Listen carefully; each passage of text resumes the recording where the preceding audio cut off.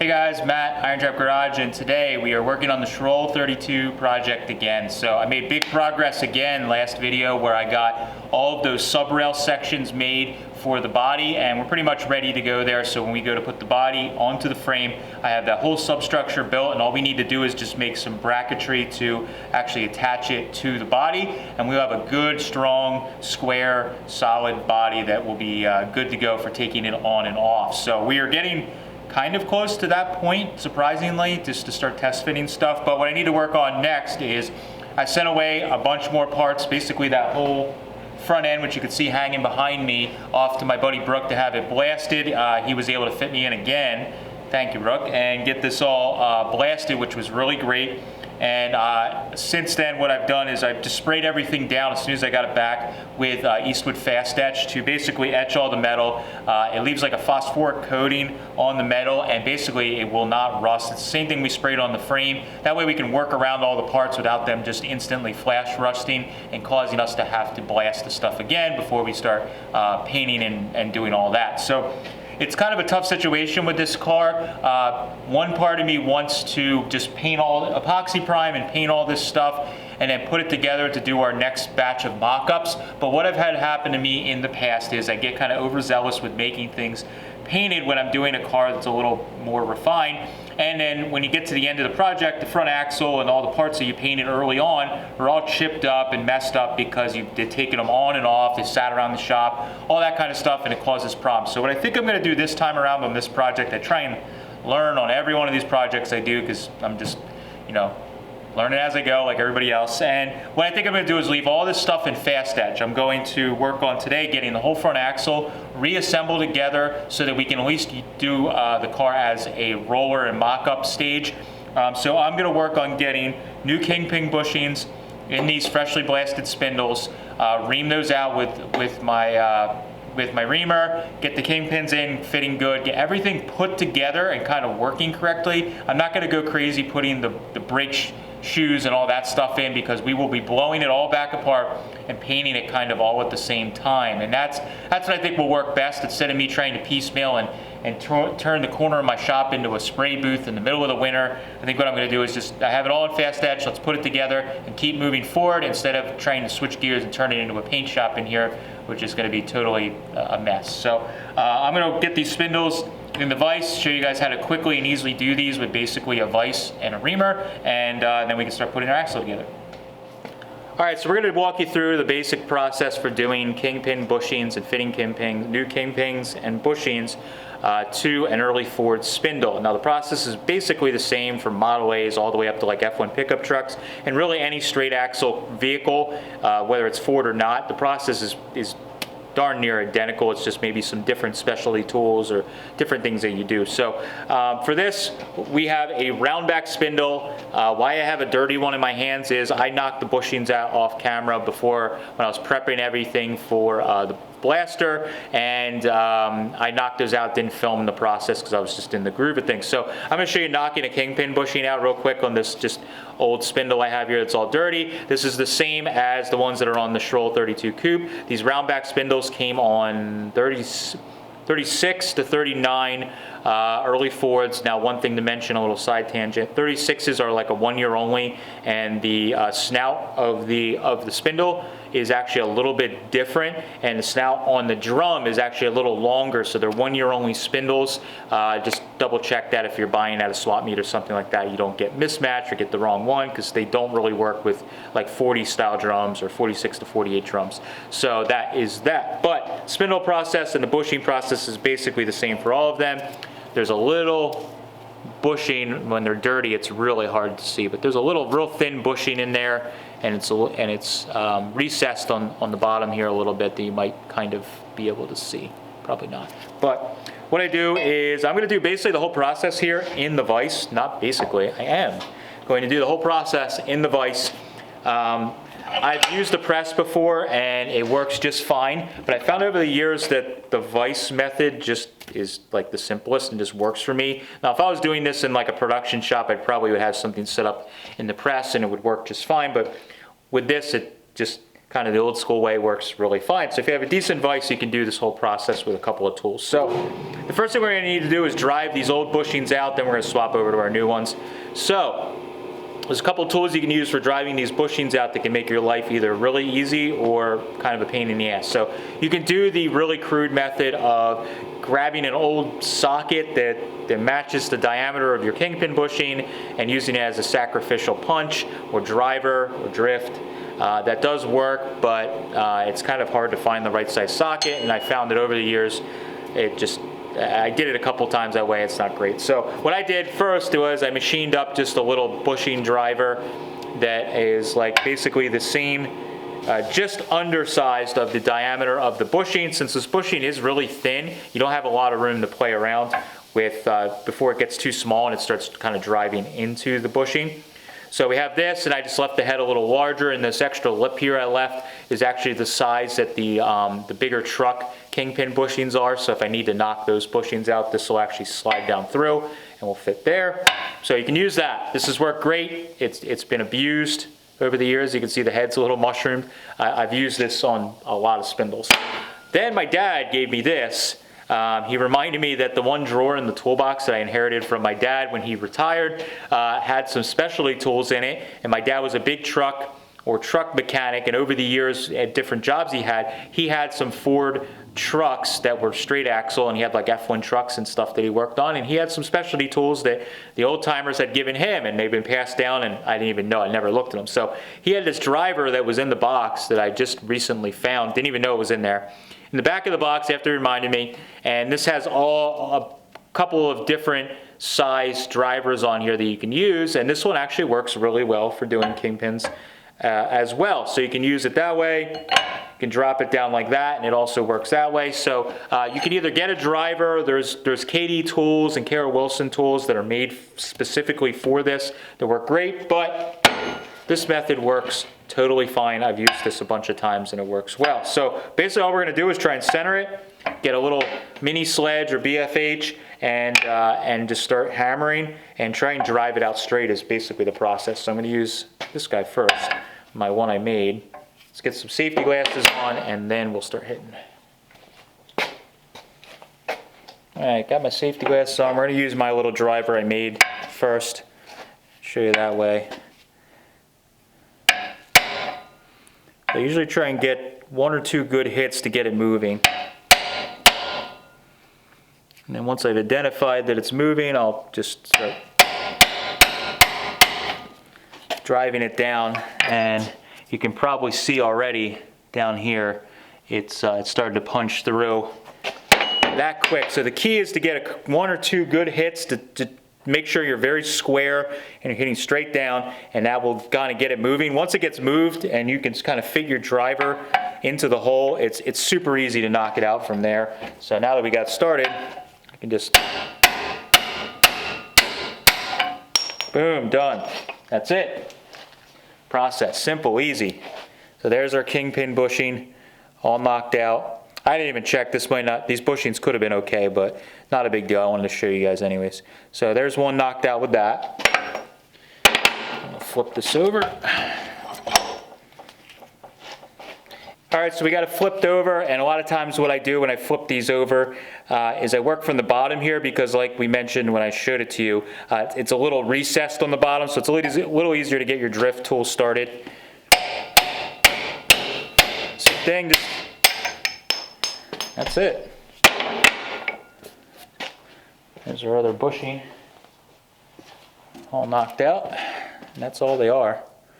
Nothing to them. So we're going to put this one back in the bin for a rainy day, so to speak, and we'll start with the nice, fresh, clean ones and show you guys putting the new bushings in.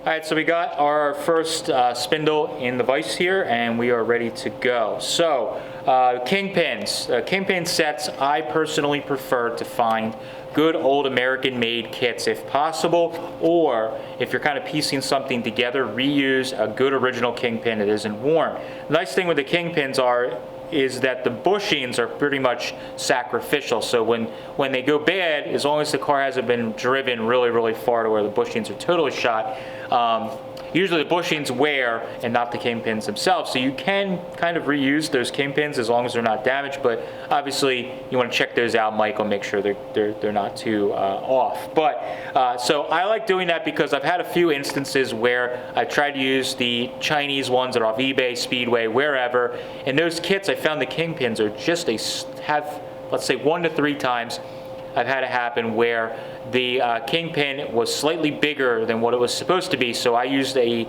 Blue Point or a factory forward style tool that just is one size, a reamer, that just runs it through and boom, you're done. And I've had it where I've done that and then I've had to get adjustable reamer and open it up just a little bit, which adds an extra step. So for me, I try and seek out these old kits because they are just a little bit better, the old USA made kits. So I have our kingpins in here, and what we have is our new bushings that are here. So these bushings, like in these old kits, now this is an extra step, they've been sitting around, so what I need to do is just clean off the bushings because there's a little bit of like dirt, corrosion, whatever from sitting in a damp box for way longer than I've been alive. So I'm going to clean these off, and then what we're going to do is actually drop these in and start putting these bushings in, and I'll show you the process along the way. All right, so all I've been doing is just taking a little green scuff pad and running over the bushings just to take that, just any dirt or whatever that could be on the bushings that could cause a problem driving them in. And we have a nice clean bushing here. I've done kind of the same on the inside as well, so that's pretty good. The other thing I've done is sprayed down my opening here for the bushing with some pre. Now, if you don't have a spindle that has been blasted, you're going to definitely want to do this. I cleaned this up already with a scuff pad and some pre when I took it all apart, and then I left the kingpin in it and taped it all up so that it didn't get a lot of media in there, but I still like to go through there and just make sure that everything is cleaned up and good. But if you have an old spindle, you may have grease and dirt and corrosion, and depending on how long it's sat, you may have to clean that up a little bit. So I clean that out with some pre. We're good to go there. Then I take some oil. I just have this kind of all-purpose penetrating oil, and I will drop a little bit on the bushing itself here, and then I will drop a little bit in our opening here. When you're putting this bushing in, probably one of the first mistakes I ever made, just being overzealous, is there is a hole in this bushing. That hole needs to line up with the grease fitting in your spindle. If you have it turned, your grease fitting can't do anything. It'll just push the grease out. So you need to make sure you get that lined up or pretty darn close so that when you pound that down through, it's lined up with our grease fitting, so when we grease our kingpins, we're actually getting grease in there and it is doing its job. So now that I have that in there like that, I will usually kind of stand over top like this, and I will try and get it lined up. If you have a helper, you can get a second set of eyes. That's always nice. So depending how confident you're feeling, you can just use your little mini sledge or hammer or whatever, tap this down and get it started. All we're doing is trying to get this bushing started so that it's kind of going the right way. But you want to try and make sure that it's going straight. You can drive these in crooked because they're fairly soft. If you swing a hammer hard enough, you can drive these suckers in crooked and it will fight you the whole freaking way down. And then it'll be deformed, the top will be messed up, and then it's just a nightmare. So what I like to do is take, a lot of times, just a block of wood like this and just give it a little tap. Get that down there. Like this.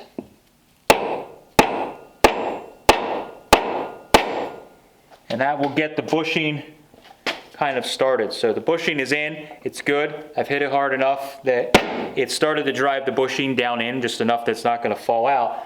Then what we can do, and again, I'm showing you guys a super simple way. You could definitely do this in a press. Certainly do this in a press. But what you can do is put this right in the vise like this. And I'm going to take you guys off the camera stand here, show you. You can see I have it in the vise, and this vise I have, this works perfect for doing these. So it fits in like that, and I have this sitting nice and flat on the jaws of my vise. And then what I can do is just take my handle and slowly turn this. and it's kind of like a poor man's press. So I'm just slowly pushing that in. As long as you don't have this Kingpin bushing started crooked, this should go pretty easy. I'm not using really hardly any force to push this bushing in. So I'm going to keep going down with that, and I'm going to probably pull it out of the vise here in a couple turns. I probably, for being shaky here, I'm trying to be a camera guy and the mechanic. So got that pretty much flush like that, and pretty good. Now it's sitting just a hair high right there, just a little bit. And on the bottom side, the bottom there, it's probably hard to see, but it's actually just recessed a tiny bit. So what I will do is take my little driver tool that we drive these out with. I will take this and just give 1 or 2 light whacks on that, and that will drop it down. The other way you can check is, I have this piece of filler rod here, but we could see I'm really close because I could fit something through there, and my grease fitting hole lines up with our bushing grease hole. So really it's probably okay right here, but I don't like this to stick up any above. We want this to pretty much be nice and flush. So like I said, I usually give it like 1 more whack or so, and that will knock it down just enough to make it flush here, and then we're usually pretty good. And our grease hole is really close, so it'll be perfect after we give it 1 light little whack with the with my driver here.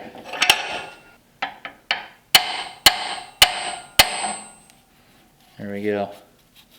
It's flush. That's all it took. So a couple little hits and we are good. Our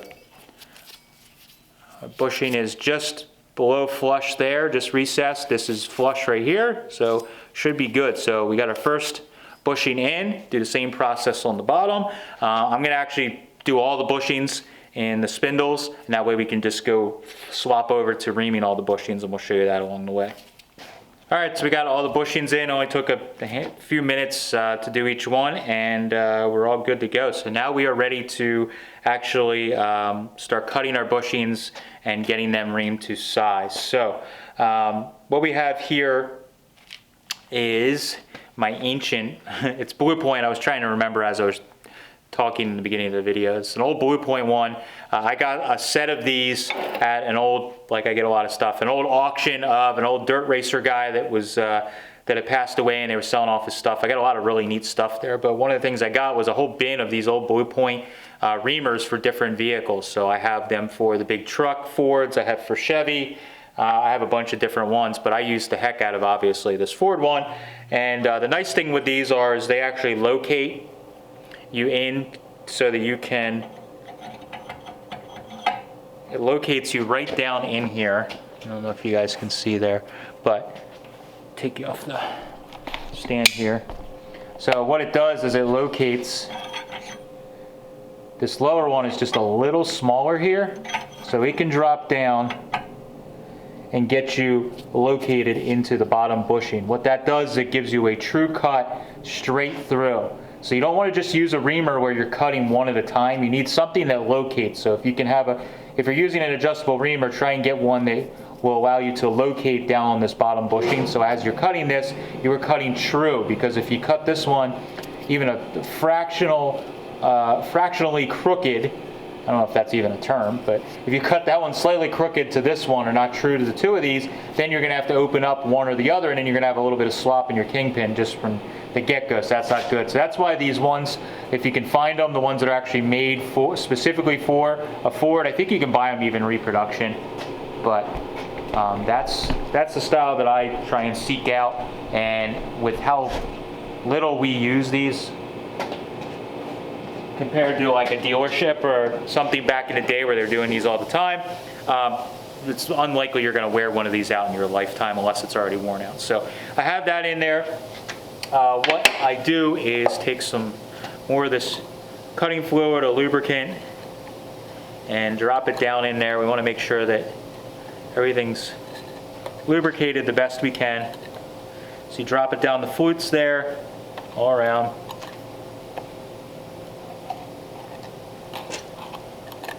Like so. And then if you have a tool, or you can just find a 12-point socket that fits, and what you want to do in a ratchet.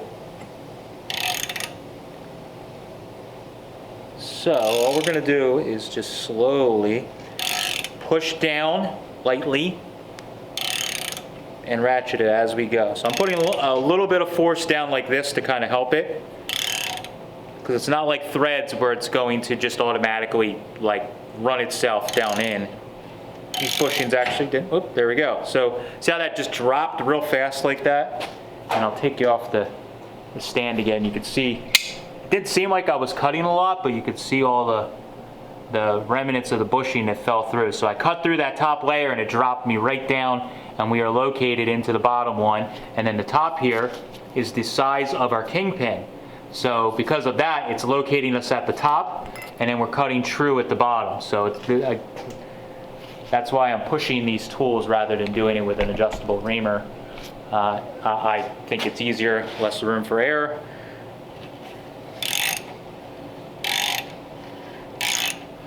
Only thing I get worried about is it will kind of just fall through. So I don't want to drop my tool in the concrete and chip it. So.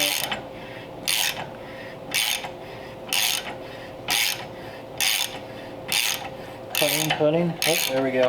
Oh, there it goes. That fit through. Now my tool has a little lip right there, so it does catch a little bit, but I always get scared about that. I'm gonna freaking drop the tool, but.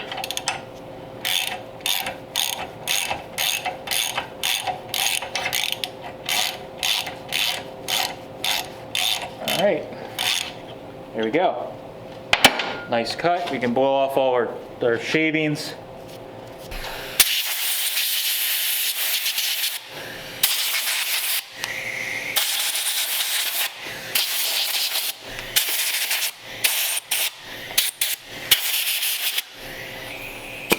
Okay. So now, I already cleaned my Kingpins.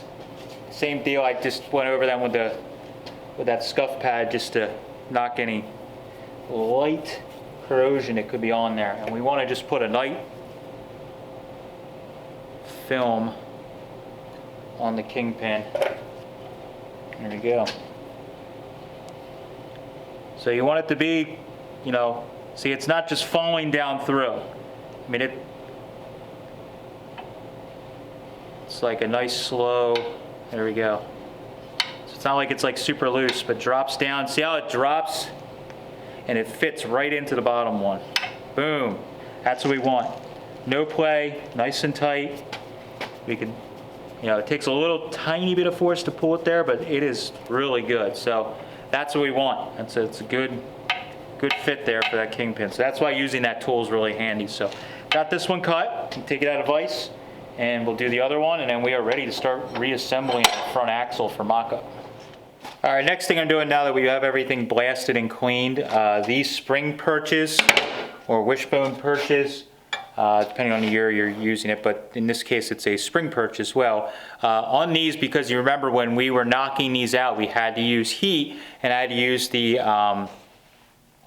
the air drift to knock these out, and also it was a little hard to get everything off. I had to use the impact. What ends up happening, these get corroded, and even if you're knocking these out using heat and stuff, it can get just slightly deformed at the threads at the very end here. And I know on these, just when I was putting them together to send it to get blasted, I could barely get these on by hand and had to use a wrench, even though everything was all seemed to be cleaned up. So what I like to do is, I got this a little while ago. I'm sure you could buy these brand new, but again, I like old stuff. So I found this one. This is an old Delagard brand, made in USA. This is a fine thread tapper that you can actually open up and put it over a bolt. I got this mainly because a lot of times when I get early Ford steering boxes, the end threads, when you tighten the nut on to hold the steering wheel on, are almost always boogered up from people trying to hammer the steering column and different stuff like that. And what you're able to do with this is get below the boogered up thread, so it works well in this case. And this is 5/8 18,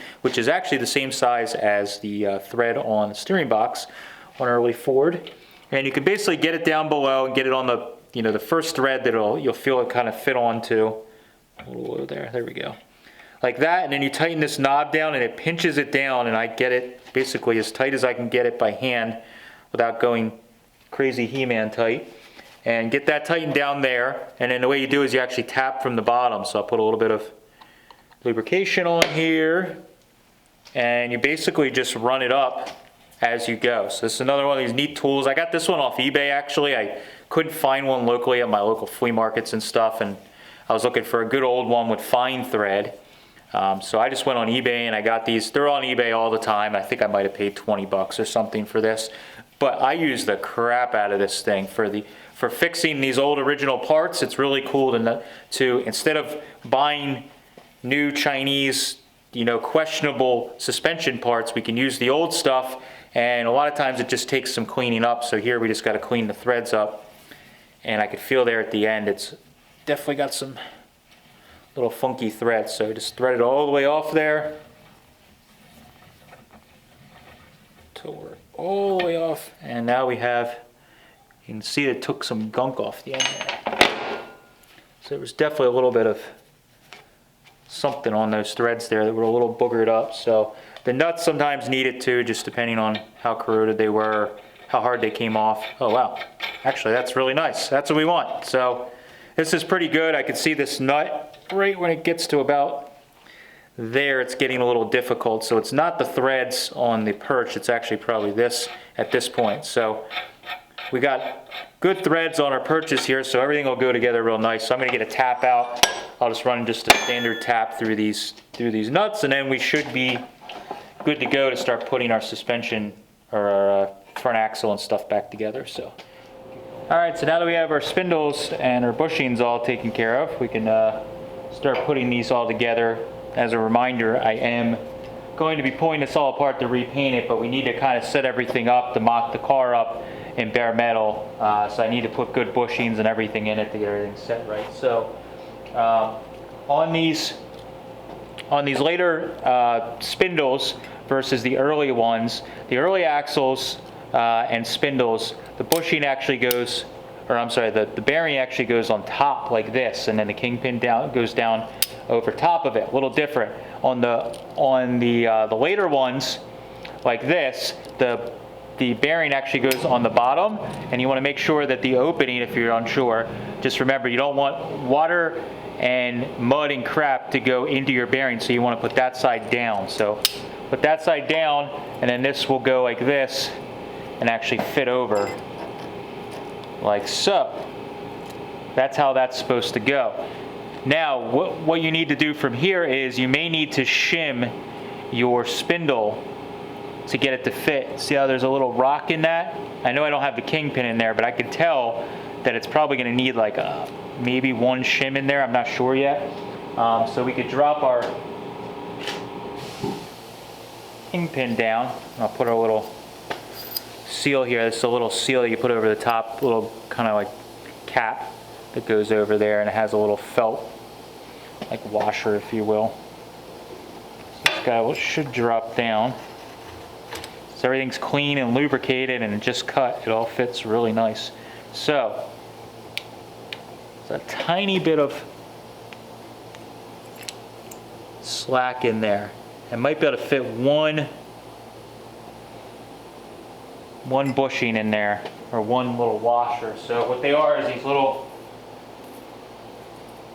spring, I think they're spring steel, I'm not really sure, but they're these little paper thin shims that will go in between your spindle in here, and you could space it out. So I'm going to start up here and see if I can put one in between there, and that will kind of tell me what we need. So this is a little bit of a dance to make this happen, to fit, because it is a really tight fit. So you want to that, like that.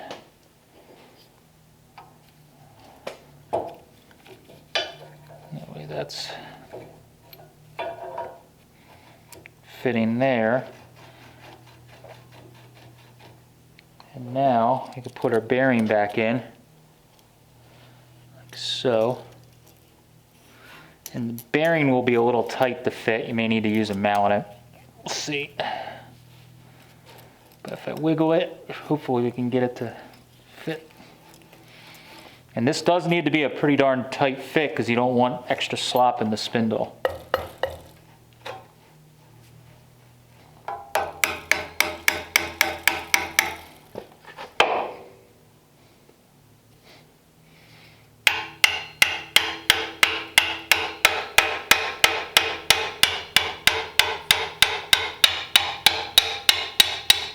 There you go.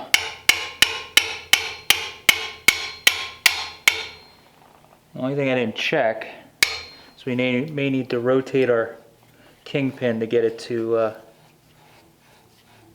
hit the lock, but for now what we're going to do is just, since everything's nice and lubed, I can spin that. Now we're going to look for is, all right, that's good. No wobble, took one shim. That's what we want. So when we took this apart, it actually had more shims in it, and I don't know if somebody had shimmed it along the way because of some Kingpin bushings that were bad. Sometimes people will think that it's Kingpin, think that it needs more shims, and it's actually the bushing is bad, but that's really tight. So I think that's pretty good. So I'm gonna get this lined up here, right about there, and we can put our little lock back in. And that should be able to tap that in and it'll find its home.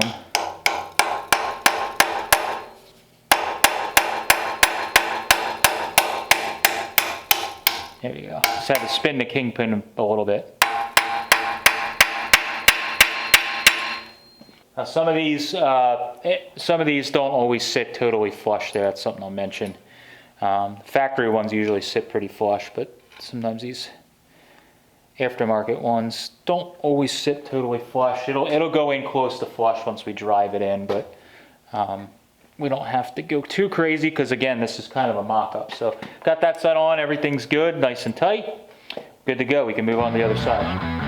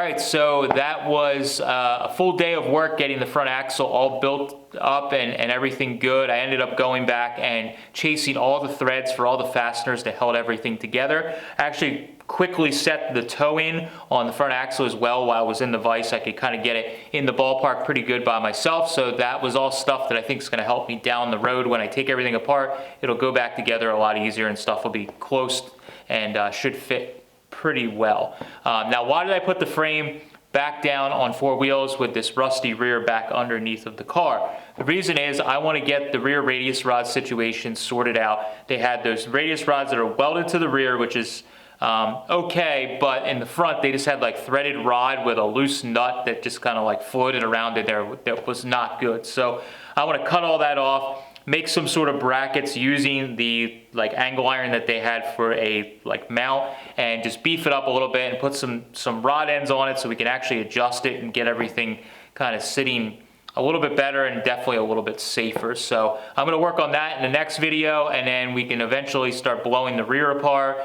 We can bring the body in here soon and set that down and get that welded onto the sub rails. We need to work on engine and trans mounts and all of that stuff. So I got a bunch of stuff I'm trying to juggle while still keeping progress going and get parts ordered ahead of time. It's a lot of work on this car to kind of keep everything, all the balls in the air at the same time. So that's all I have for this one. I appreciate you guys following along. Hopefully you found the front axle assembly helpful. If you're going to be tackling this, there's a handful of tips and tricks in there that should help you out. Thanks, guys.